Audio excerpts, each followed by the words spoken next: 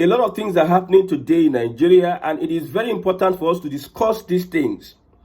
Now, just recently, Israel threatened Nigeria and other African countries that if you are harboring terrorists in your domain, if you have terrorists in your country, you need to bring them to justice, or else we will come in and eliminate them. I repeat, Israeli president said in a viral video, saying that terrorists in Nigeria, in Africa, wherever they are, they must be brought to justice. If the government of the day fail to bring them to justice, they will come in and make sure that they eliminate them. When you look at it critically, under Tinubu's administration, a lot of convictions have been going on. Some people say that the Fulani cannot be convicted. These terrorists cannot be convicted. Under Tinubu's administration, a lot of convictions going on. Now, a recent one, Federal High Court sitting in Abuja has granted an application filed by the Department of State Services to expedite proceedings in the trial of suspected mastermind of the August 26, 2011 bombing. You see, as far back as 2011, the case has been in court. Under Tinubu's government, he is making sure that he mops up every terrorist in Nigeria from the northern part of the country. Now is not a good time to envy northerners, especially northern politicians that are benefiting of insecurity in the northern part of Nigeria. I have said it before that insecurity cannot be existent. It is only politicians. See, anywhere you see insecurity, politicians have a hand in it. Insecurity cannot thrive without the involvement of politicians. Look at the Southeast. All those guys that are causing one, two, or three havoc in the Southeast, they have the backing of politicians. One came out and he confessed. He called names. He called names of the government. So insecurity, see, it is not a good time for both politically, they are getting it politically, economically, they are getting it, and every other wise. Under Tinubu's administration, 2011 bombing, the suspects are still in court.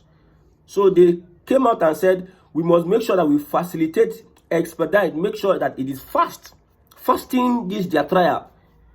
Now, Tinubu has been caging northern Nigeria in every way and manner possible.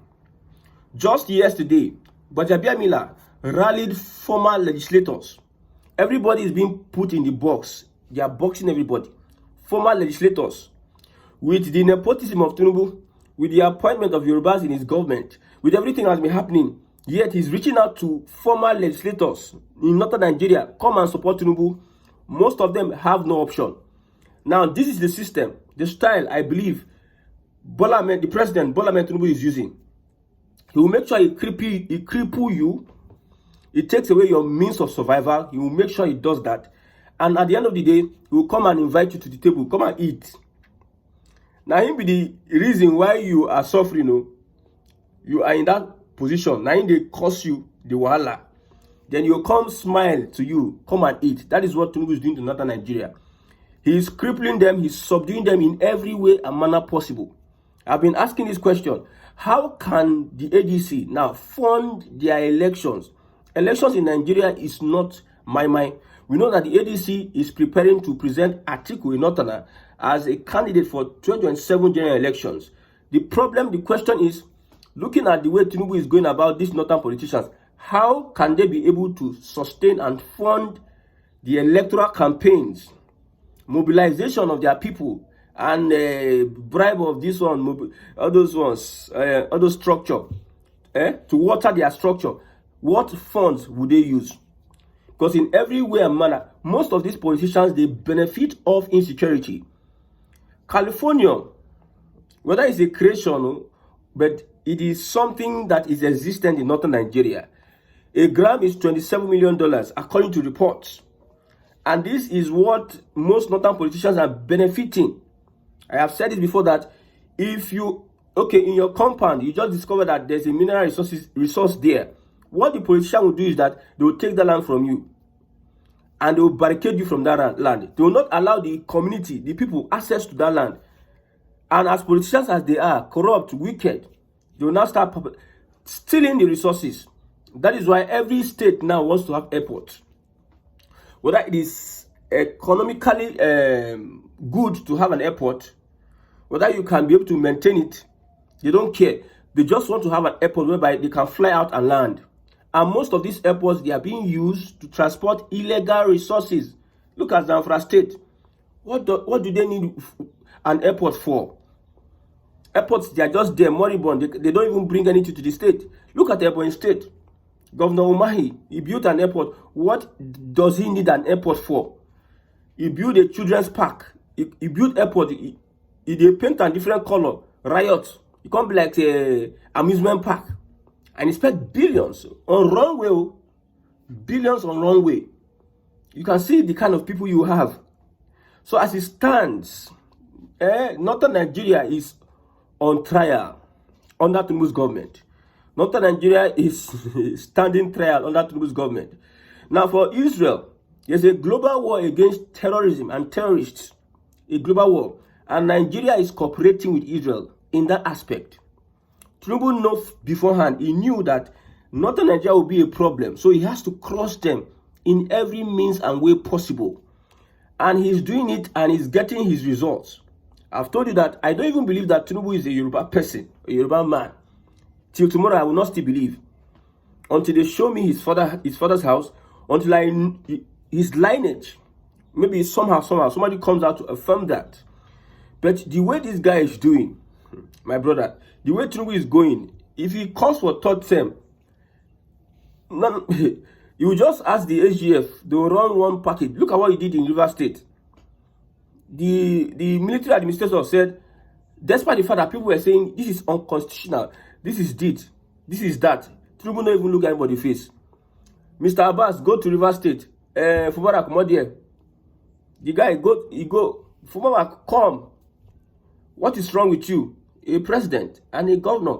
These guys are elected, but one that uses power to remove an elected governor. Well, in collaboration with some unforeseen forces, like the FCC minister. Now Abbas has finished, the military administration has finished. He said, I've finished my job that Tinubu sent me. And he's going to go back. Then Fubara will resume.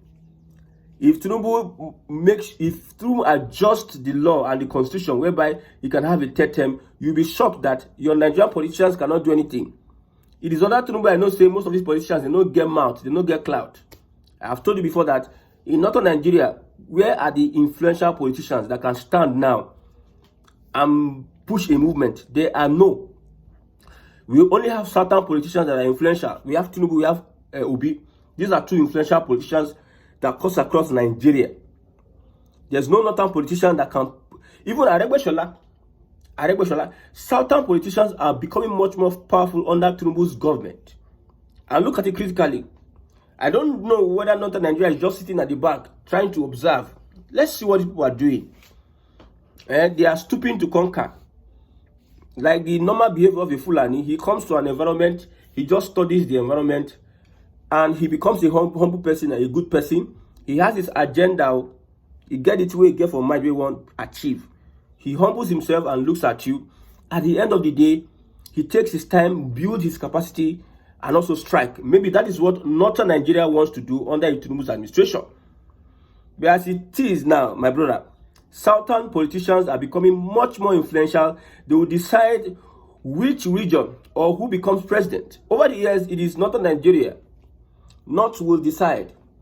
North will remember. We have the numbers. We are born to rule. The braggings we had for over the years, even our legislators, we are afraid to confront their northern counterparts because of the influence they had. Now, Tinubu came and he broke that jinx. And people are shocked. Chebiningi tried his own. First, it was Sule Lamido.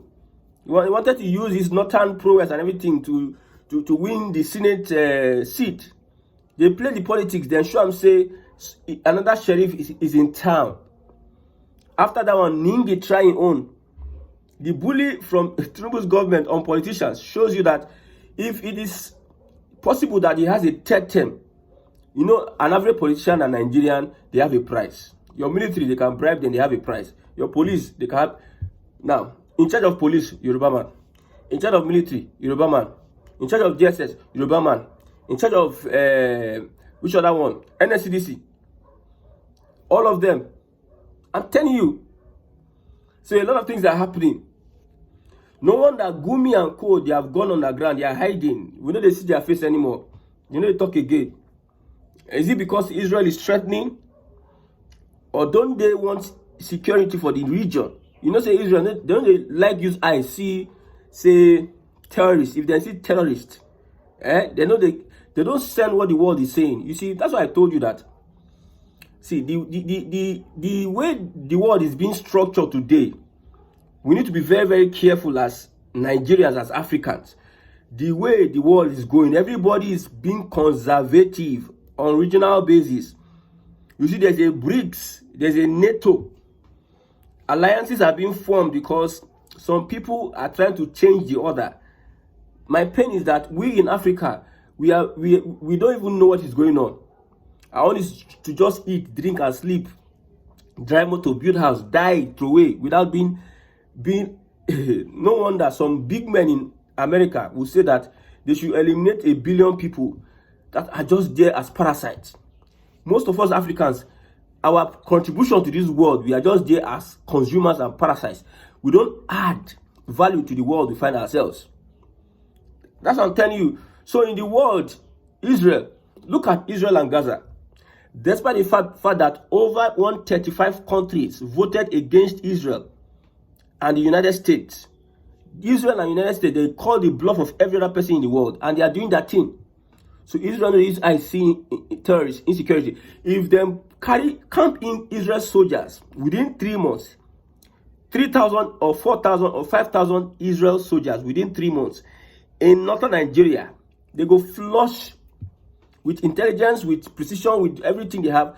They will flush it. Remember, Israel has a military tie with Nigeria. They will give you technical support. They will give you tactical support. They will give you technological support. Everything they will give you because they have it. I tell you, they have it. So no wonder we are not hearing from Gumi anymore. I hope it is well with Gumi and Co. Under Buhari, they were brandishing themselves with bandits. You know where bandits are. And yet, they cannot de-escalate the situation. And now, you are lamenting that Israel wants to kill Muslim leaders.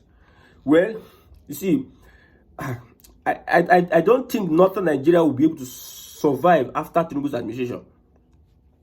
The North won't be able to survive after Tinubu. I am very sure of that. Because, man, North went down just quickly, so fast. Like, they became irrelevant in the scheme of things. Like I said, which Northerner can push a movement now? Just call one. That will not be just Northern based. Even the Northern Nigeria itself, they are not having a consensus like before. And who did it? Would I not say it is the president, Lament, Tinubu, that planted a seed of discord among these Northerners? We are having new politicians rising up from the ranks. They are rising up. New politicians. While the old ones are going down. The old ones are the ones that are challenging the Tinubu and Co. But Tinubu wants to use the new one to overshadow the old one. He knows that an average Nigerian, see, Nigeria as a country destroy your culture, destroy your morality, destroy everything that you hold dear, destroy your history. He knows that the average attribute of a Nigerian is greed. Nigerians have a price, even Northerners. Whether your religion cannot stop greed, your tradition cannot stop greed because of the influence of Nigeria itself as a country. Nigeria is an influence that will destroy your heritage as a people. That's why we are saying that Nigeria needs to be restructured. If you don't restructure Nigeria, you find that in the next, as time goes on, you'll be losing your identity little by little. You'll be losing your identity. Look at a certain exhibition in Lagos State from Uzo Art. Look at the back and forth. Look at how people are interpreting Owambe and Owanibe. You are using the wrong words, cultural misappropriation. All these things only happen because of one Nigeria. I'm telling you, Fulani having access to your farmland, stay there with impunity. It only happens because of one Nigeria. You're not able to experience the good things of life because of one Nigeria. Today, economy is good. Tomorrow, economy is bad because of one Nigeria. We cannot sustain and maintain national refinery. There's no our lights. We cannot hydro, electric power, energy. We cannot because of one Nigeria. People are running away from their ancestral homes because of one Nigeria. If you don't stop one Nigeria will stop you. You know, some people, they believe that what they are living is life. If they can wear nice clothes like this, if they can feed themselves 3 times a day, they are okay. What a life. So if this is how other countries of the world were behaving, if the other countries of the world were behaving like Nigerians that will just wake up in the morning, get food, eat, sleep, marry, give birth to children, build a house, finish, go to school, that's how life ends for them. There's nothing. We are seated here. People are redefining our future. We don't know. I said the other time that a bottle, now inside bottle we day, a simulation, a matrix. I said that now you are going to send transfer Swift. Don't you know that some people now then get Swift? If they press button to say, okay, in social place, this Swift no go work, your economy go collapse. They no enter your country. If they shut down the whole of internet, if they lock out Nigeria from the rest of the world, because now some people get that button, and then get that technology. People are building technology to control, to exert influence. We are there looking for how to allocate oil to ourselves, bringing in foreign investors. They will come and take charge of our economy. They are the ones drilling our oil. They are the ones determining how many barrels. You know, see OPEC. Now then go peg how much you go sell your oil. And then go peg. A lot of things are happening, but we are just majoring on the minor. We have said it. See, anything not on Nigeria, Tinubu should crush them so that our eye go clear where will they move towards to. There's nothing you can tell us now. There's nothing Northern Nigeria. You see, I want to know what the Northerners will do come 2027 or even 2031. I want to know what they will do. You see, there are some things I will not say. I always say, it's like I always say it in my broadcast, my videos. There are some things I will not say. But as you look at it critically, if Tinubu win that second term, Nigerians go here number 1. Listen to me. Northerners number 2. Nigerians number 1 go here. And there's nothing you can do because you have lost your respect. Nigerians, as a Nigerian, you have lost your respect. You have lost your manhood, your manliness to call the government to order. We need a restructuring. Let it continue like this. Should be APC, they are looking for 3 seats in the Senate. If they have 3 seats now, they have the upper say. They can be passing bills left, right, and center.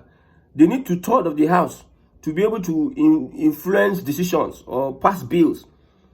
So APC remain 3 members for them to complete. It is an easy task for them.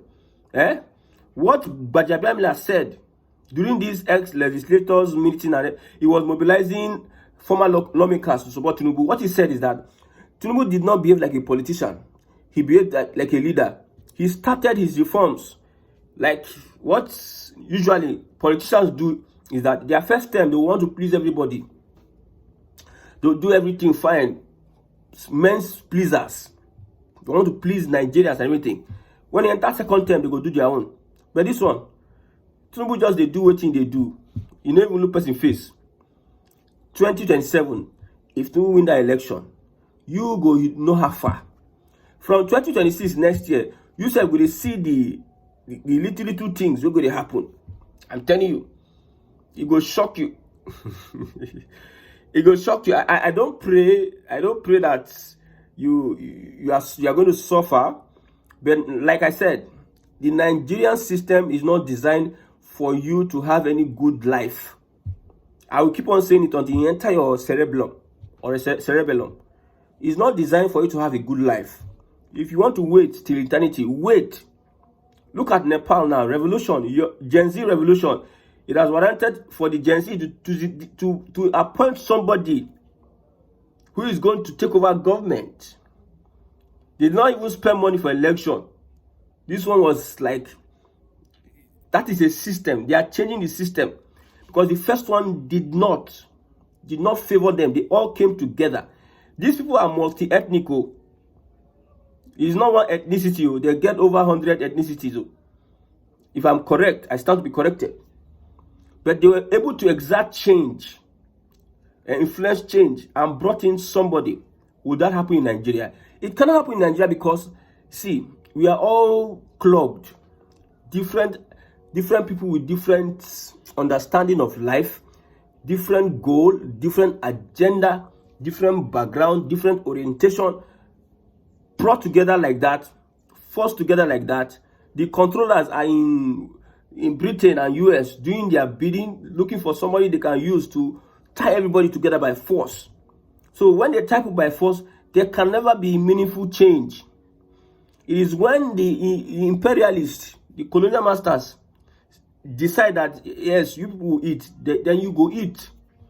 You go see relief. Every now and then, World Bank will instruct Tinubu what he going to do. They will come, they say that reforms, everything. We look at the newspaper headline today. With all the reforms that Tinubu has done, with all the things that is being said about he did, they said that the economy is not tanking. Professionals, stakeholders are saying that 75% of Nigerians are still very, very poor, despite the policies. So the system is the problem. The system is the problem.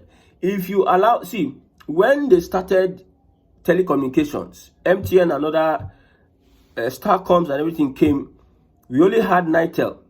Nitel was misbehaving until they brought in competition. When competition came in, everybody now sat up and calls became cheaper. When you restructure Nigeria into states, is that state restructuring or regional restructuring with very, very territorial leadership, regional leadership, you now see the difference we are talking about. The competition will now, there will be healthy competition because we self we know like ourselves before. So as the competition will be, everybody go outperform, outsmart the other, and people will be active. If the other region they do well and our region don't do well, the people will be active to make sure that they put in leadership that will steer the society in the right direction. But if we continue like this, it is confusion galore. If Tinubu finish for there, another person enter, what is going to happen? May God in heaven help Nigerians.